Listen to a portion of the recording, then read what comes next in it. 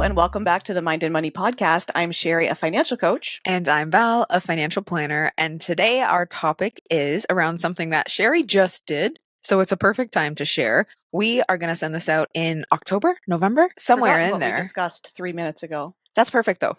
That's great. We're going to send this episode out. And the episode is about, yes, having your goals, but checking in on them. So give us your goal that you have recently checked in on. Full transparency, I am pretty trash at setting goals. I have one goal for 2025 for my business, and that was an income goal. And I'm also, again, full disclosure, have been trash throughout the year at checking in on it. So I checked in on it in September-ish. I don't know, time is weird. And saw that I was very close to it with the income that the clients that have committed to working with me would generate. Like close, but there was a gap, and it was an achievable gap to make up before the end of the year. And that helped me go like, my brain went into how can I make up that gap? But then that also, and I believe in like the woo-woo universe stuff, that also then had the universe on my side being like, she's got this goal. It's clear. It's focused. Let's help her out. And now I am much closer to that goal. It's a bit of like, if you believe it and are putting effort into it, the universe sees that and is like, okay, cool. If you care, I'll care. So this is cool because in 2025, I made a little journal and it had goals of things that I wanted to do. It's got the books that I've read, and it's like a true paper journal. But what I've been doing is keeping track of different things in there. Some have just been memories and some have been books that I've read. And it's so different to say, I have this goal and then put it on the shelf and let it collect dust. And then to actually track it and pay attention to it, or just check in with it 9 months later and be like, hey, where am I at with that? Brings crazy awareness. But I feel it would have been much more powerful if I had been advised by the advice that I give to clients and I talk to other business owners about, and that is setting different levels of your goal. And we have a previous goal episode, but I think we'll probably do another one for early 2026 on like having different levels of goals, because one of the things that our ADHD brains love to do is we love to push to a goal that motivates us. But then if I had looked at that goal in September and been like, I got that on lock, I'm going to exceed that goal by $10,000, I would have taken my foot off the gas. I would have been less focused. I probably would have put the vibe out to the universe as like, nah, I'm good, don't bother. Setting different levels of goals. So if I had, this is the goal that I want to achieve, like this is my, not minimum, but this is the lowest goal. And if I had other goals above that, if I saw that goal, be like, oh no, I'm on track, I'm good, I could have had that motivation to push through to the other levels of goals. I see what you're saying. So you're saying instead of having just target, having like a good, better, best. Yeah. Yes. Okay. The income goal that you felt when you set it at the beginning of the year, did you feel it was good, better, or best? Ooh, good question. I thought you were going to ask me what information I used to set it, and I would have said none. Good. That's how I do it too.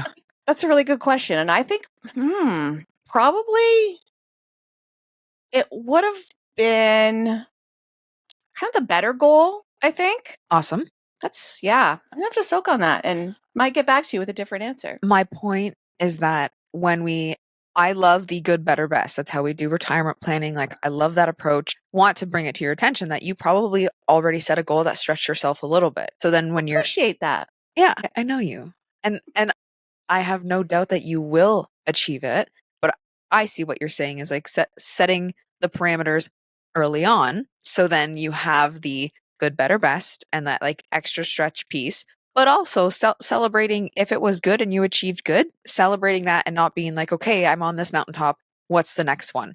Like taking that pause to be like, sweet. But if your goal is to say, climb the mountain in 2025 and you don't check the map or where you are, or take your head up and look around, I mean, you'll know when you're at the top, but you won't know if you're so close. The other opportunity of setting multiple levels of goals is you get multiple pretty significant dopamine hits. So if you hit your best goal, you get a giant dopamine hit at the good, the better, and the best goal. And it's like, watch out, I'm on fucking fire. And someone else's good might be your best. So don't compare it to others. Like I know our example was my goal is to read one book a week, which is a big deal for me. I don't know.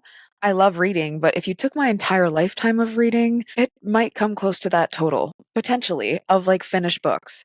So that's been a goal in 2025. And we were at the cottage together and you had said, you're like, oh yeah, this is like book 80 or something. And I was just like, what? And I totally had a comparison moment where I was like, well, that makes my 52 look pretty darn pathetic. But I had to step back and be like, no, like that's Sherry's goal. This is mine. And this is my journey, and be excited for her, and then be proud of myself too. So remember that when people are sharing goals, use it as inspiration and motivation, but not as something to like derail you or make you feel negative about it. Yeah, I feel like those cliche phrases, some of them actually resonate really well. Like comparison is the thief of joy. And I truly, truly believe that to my core. And it is hard to not ever compare. But like you do, you check yourself. You're like, okay, feel comparison coming in, feel that, well, shit, like she's doing so much better than me. And like, wait a minute, I have my life. I have my goals, and everybody's life is different and everybody's goals are different. And it's okay to be different, and like compare yourself to you yesterday, to you last year. Like if you're going to do any comparing when you're looking to set goals for the year ahead, I'm going to go back and look. I bet you somewhere I have, because everybody gets excited that new year, new me, January 1st. I bet you somewhere I have in my iPad where I wrote down all of the things I wanted to achieve in 2025. This conversation is making me realize that I need to have a reminder in my phone once a month to check in on my goals and have those goals all somewhere. And I'm much more successful with having those goals all compiled somewhere if it's in a spreadsheet, because I love that spreadsheet. I love a good spreadsheet, and that just helps me have a place. Yeah. And if I have a little checkbox for each month, break it down into monthly, and that's going to give me more dopamine and encourage me to check in. And I think, the first of the month is a really powerful day. Yes. Yeah. And I need a reminder in my phone to do that. There's no shame in that, but it's knowing what things you need to help you do the things. One of the things that I'm going to do, I was about to say plan to do, one of the things I'm going to do for 2026 is to track some of the metrics in my business more. So such as the actions that I'm taking, publishing the podcast, publishing a blog every week. And those are things that I'm going to be able to create in my spreadsheet and check off to get the dopamine. But also, how many clients did I bring in? How many free discovery sessions, like free consultations, did I have to bring in those clients? So you can have more ratios. Yes. And also, one of the things that I tracked in previous years is how many hours per month was I in booked client meetings, which my scheduler gives me the information pretty easily. I just stopped looking, because that's one of the metrics that I have to keep a boundary around me not getting overworked. And if I told old me before I got fired, this metric is like the maximum number of hours I want to spend in client coaching sessions a month is 40 hours, because I have, like, not that they don't fill my cup with energy, but they're also, it's just, it can take energy from me too. Like, and it depends on what the client is going through. But there are some heavy conversations and heavy sessions. So I know to show up the best that I can for my clients and to not burn myself the fuck out. That's my maximum. And I love my scheduler, but I don't think it has the maximum number of hours per month. That's just up to me. But I do track that to gauge my capacity for new clients month to month. Okay. So let's add that to our goal setting one for early January too. Just remember to keep that for that. And if you set goals, whether it was late 2024 or early 2025, this podcast is to encourage you to go look at them, check in with them.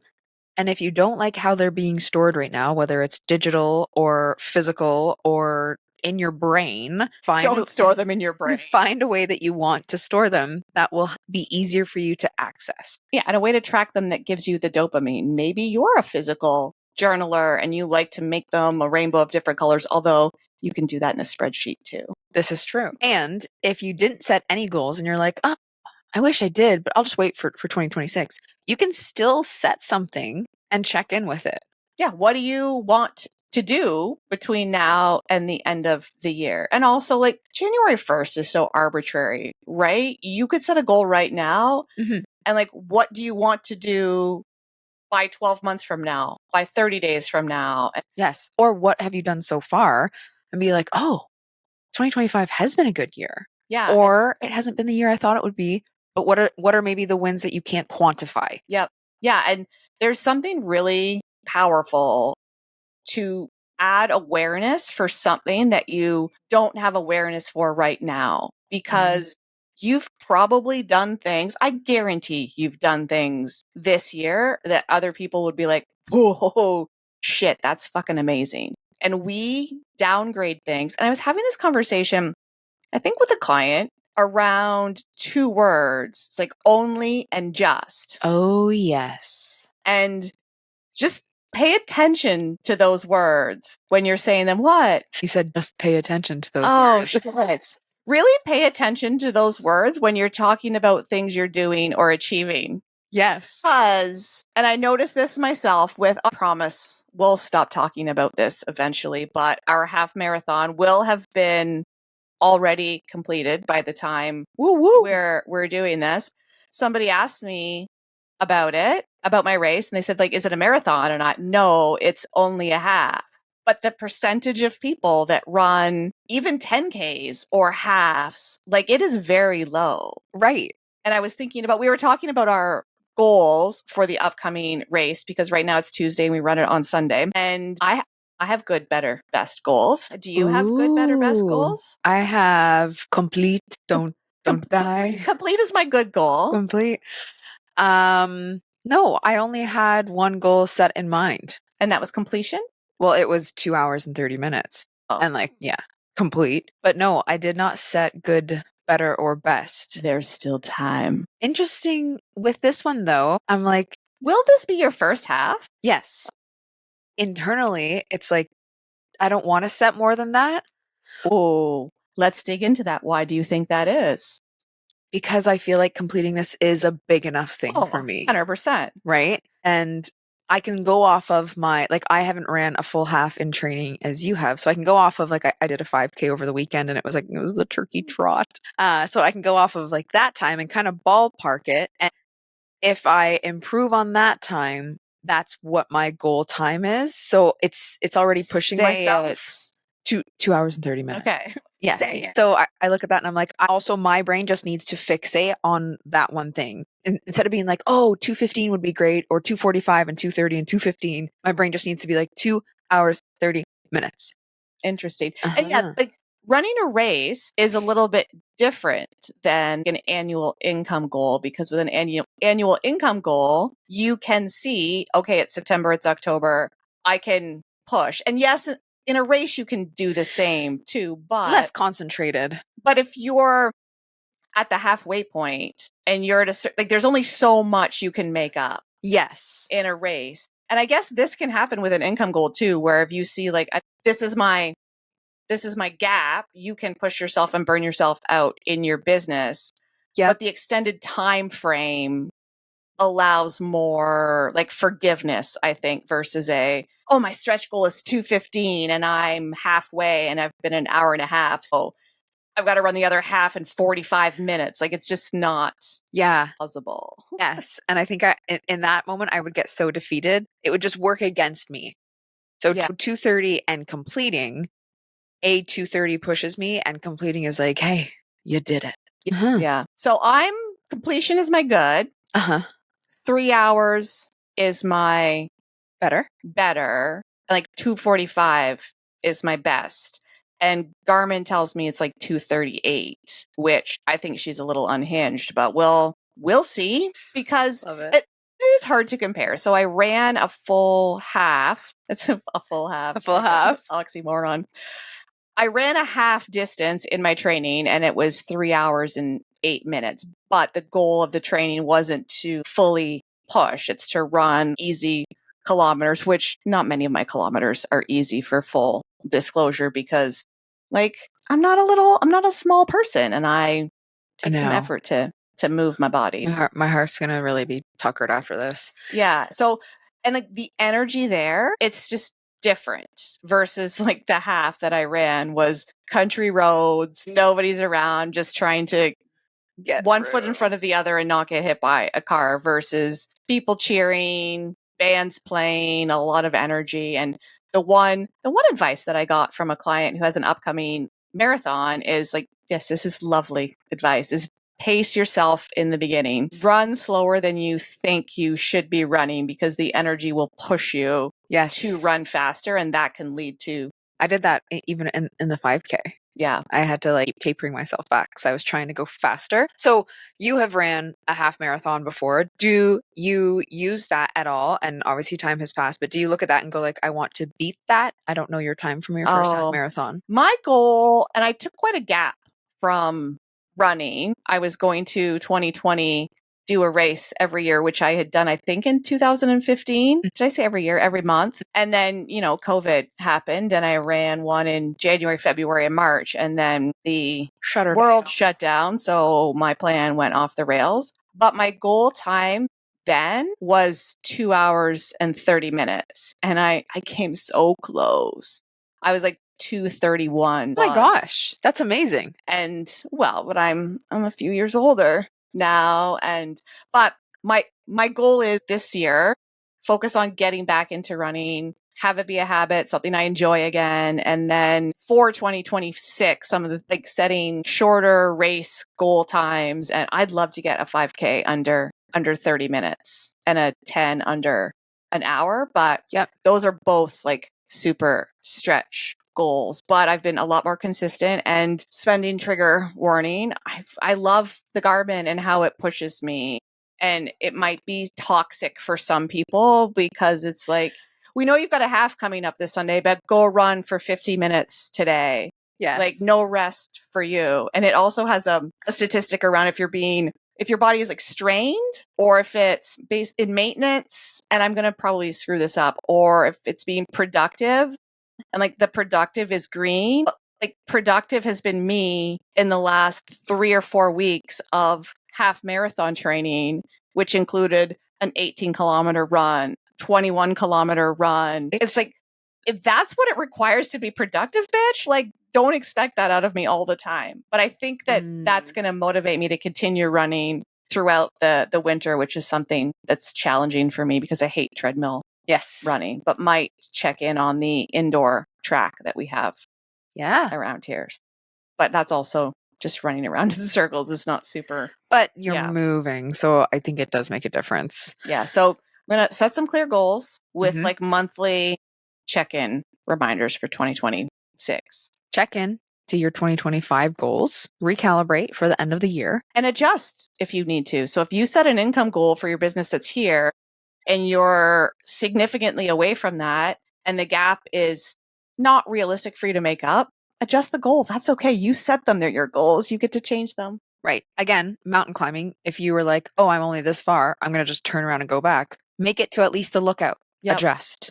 And then the good thing with our ADHD brains is when we have a gap to make up, we get creative and we figure out how we can make up that goal. And some of the things that can come out of that can be really powerful to help you hit that goal, but also to see new things in your business that are possibilities that you might have never thought of before. Yes, I would highly recommend looking at the goals, looking at the numbers, taking 60 minutes, setting a timer, not going on your phone, and whether it's with a spreadsheet or a journal, and taking time to let your brain get creative. It is so cool to see what comes out of there. So cool.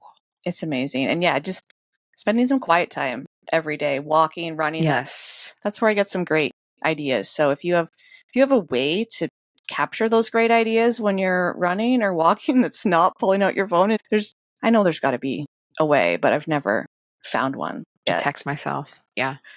Yes. So that was this episode. Thank you for listening. And we can't wait to see you next time on the Mind and Money podcast. Have a great day.